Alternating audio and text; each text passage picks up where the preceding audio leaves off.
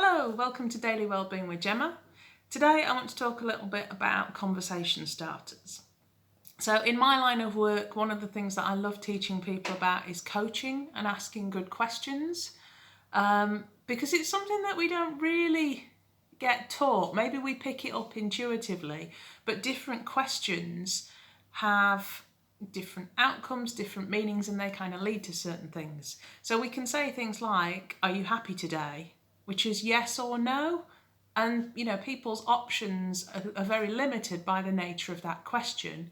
And if they feel like the answer is no, there might also be an emotional component that, oh, no, I'm not. Maybe there's something wrong with me. So how are you is a much better question objectively, because it gets people to kind of describe their mood. And there's all sorts of other nuances and details to asking good questions. But what's really interesting, I think, is that the type of conversations that we're having in lockdown need to be very different. Normally, when we're, meeting colleagues and friends, the type of conversation starters we'd use are, "What are you up to this weekend?" Or "Have you been out recently? What have you been doing?" And so we've lost a whole bank of the traditional questions that we ask. And if we still ask them, "Oh, what are you doing this weekend?" Sat at home like everybody else, like I have been for 4 or 5 weeks. So without intentionally doing so, it might have an emotional component where people are realizing, or it highlights how limited they feel. And so it can take the conversation in an interesting direction.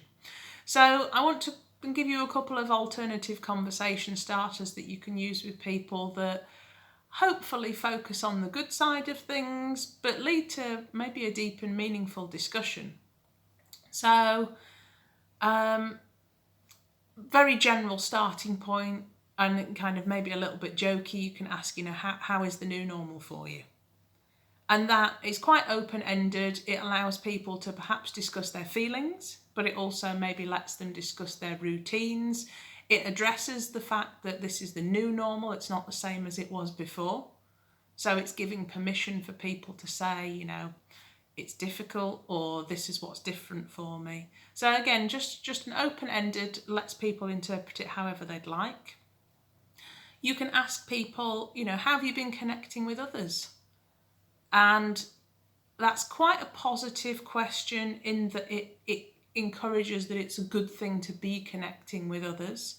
How have you been could be kind of what methods, what digital or, written letters, but also what activities have you been doing? So again, it leaves it very much open to interpretation so that the other person can answer how they feel.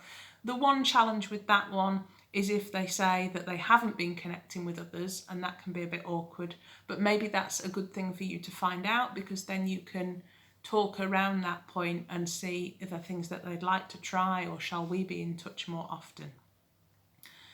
You could go for slightly more intellectual questions, or questions that are a little bit more reflective, such as, what have some of your intentions been over lockdown? What have some of your goals been over lockdown? The challenge with a question like that is that it assumes people should have them, and not everybody should. Sometimes their goals and intentions are just to get through each day, and that's fine. But it's something that you could try and ask if you know that the people you're discussing with are a little bit more motivated, or there are things that they might want to be doing. So get them to talk about, how are they wanting to spend their time. You could go for something a little bit big picture and future thinking, such as, how's life going to be different for you when lockdown ends? Lots of people are discovering things that they really enjoy, that they want to keep implementing after lockdown, such as the daily exercise or reflection, or even not having to commute as often when they're working, being able to work from home. So noticing those things and highlighting the positives is really good. You could also ask something like, what are you learning about yourself during lockdown? Very open-ended. Some people may go to a challenging place.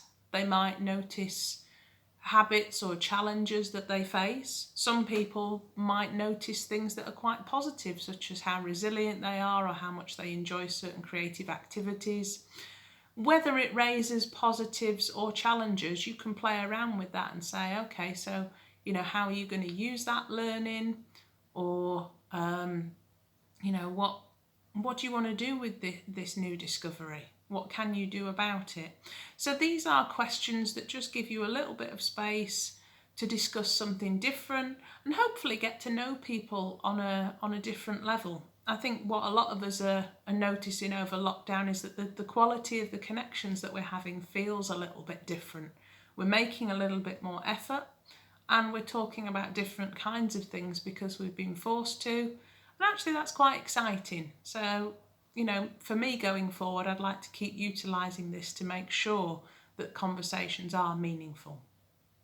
So I hope that's interesting. I will drop the questions in the description in case you want to try them out. And if you've got ideas for other really good conversation starters and questions, do feel free to share them.